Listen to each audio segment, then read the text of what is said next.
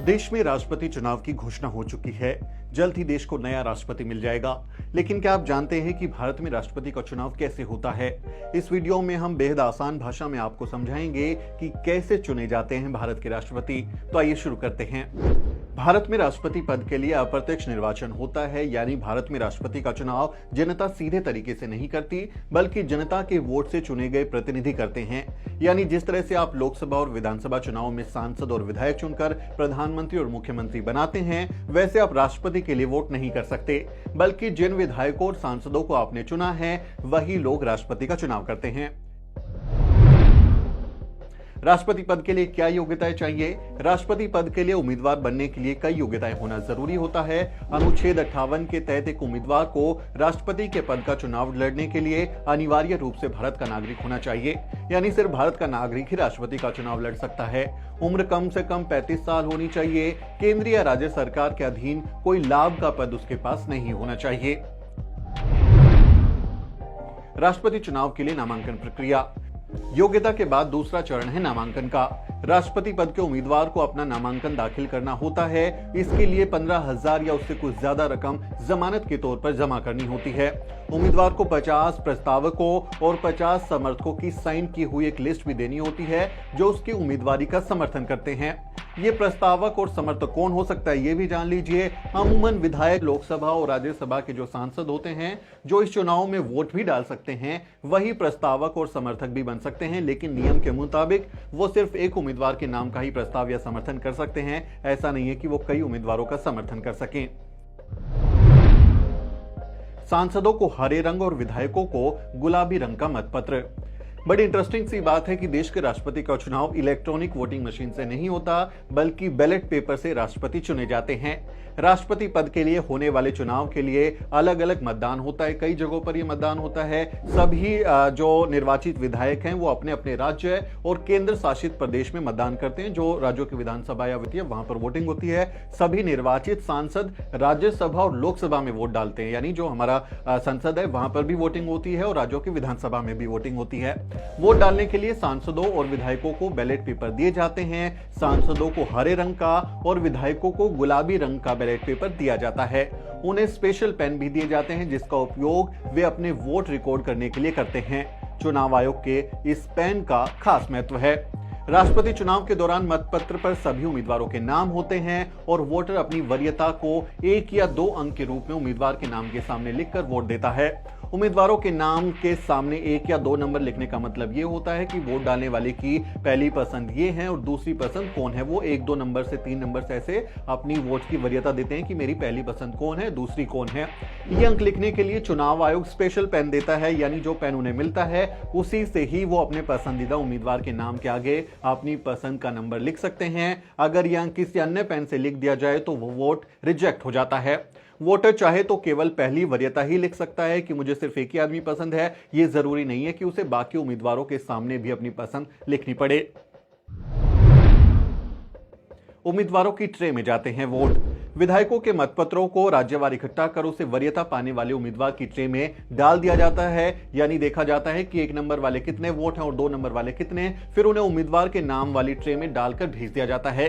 देश के अलग अलग राज्यों के विधायकों, लोकसभा और राज्यसभा सांसदों के वोटों की गिनती के बाद राष्ट्रपति चुन लिया जाता है।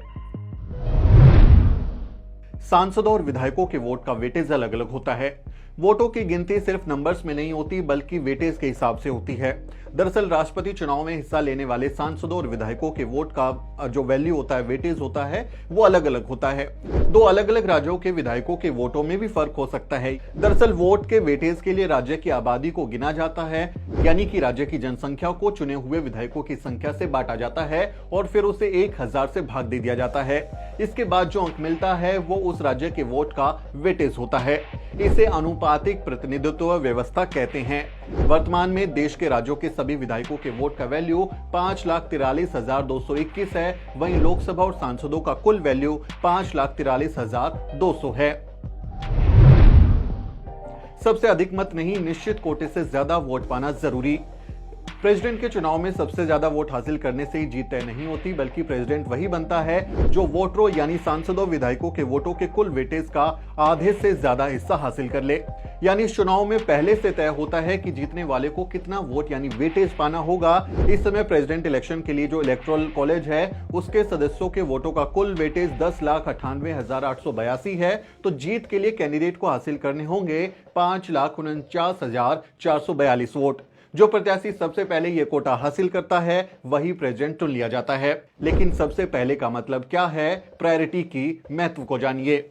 सबसे पहले का मतलब समझने के लिए वोट काउंटिंग में प्रायोरिटी पर गौर करना होगा। सांसद या विधायक वोट देते वक्त अपने मतपत्र पर बता देते हैं कि उनकी पहली पसंद वाला कैंडिडेट कौन है, दूसरी पसंद वाला कौन है और तीसरी पसंद वाला कौन है। सबसे पहले सभी मतपत्रों पर दर्ज पहली वरीयता के मत गिने जाते हैं। यदि उस पहली गिनती में ही कोई कैंडिडेट जीत के लिए जरूरी वेटेज का कोटा हासिल कर ले तो उसकी जीत मानी जाती है कि वो जीत गया। लेकिन अगर ऐसा नहीं हो तो फिर एक और कदम उठाया जाता है। वो इस तरह की गणना होती है कि कुछ कैंडिडेट तो रेस से ही बाहर हो जाते हैं। कैसे हो जाते हैं वो समझ लीजिए।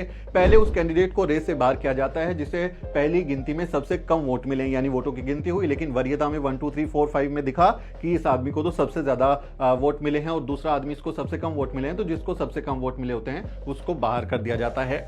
लेकिन उसको मिले वोटों का फिर क्या होगा, उसके जो उसको वोट मिले थे उसमें से यह देखा जाता है कि उनकी दूसरी पसंद के कितने वोट किस उम्मीदवार को मिले हैं। फिर सिर्फ दूसरी पसंद से जो वोट बचे हुए हैं उनको उम्मीदवारों को खातों में ट्रांसफर कर दिया जाता है। यानी जो रिजेक्ट हो गया उसको भी जो वोट मिला था लेकिन उसकी सेकंड प्रायोरिटी थर्ड प्रायोरिटी जो वोट थे वो फिर बाकी उम्मीदवारों को खाते में ट्रांसफर कर दिए जाते हैं।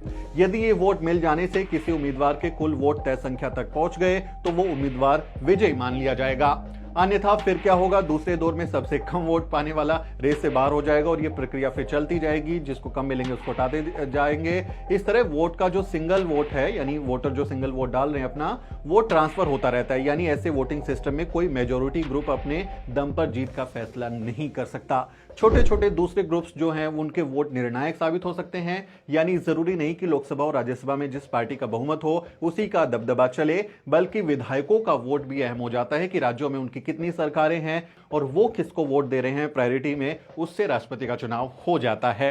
तो इस तरह से देश के राष्ट्रपति का चुनाव होता है। राष्ट्रपति देश का सबसे बड़ा पद माना जाता है जो तीनों सेनाओं के कमांडर भी होते हैं। उन्हीं के नाम पर सरकारें चलती हैं और हर बिल को कानून बनने के लिए राष्ट्रपति के हस्ताक्षर की जरूरत होती है। उम्मीद है इस वीडियो के जरिए आपको राष्ट्रपति चुनाव को समझने में आसानी हुई होगी। आपको समझ आया होगा कि हमारे देश के राष्ट्रपति कैसे चुने जाते हैं, क्या उसकी प्रक्रिया है, हमने उसको समझाने की कोशिश की है।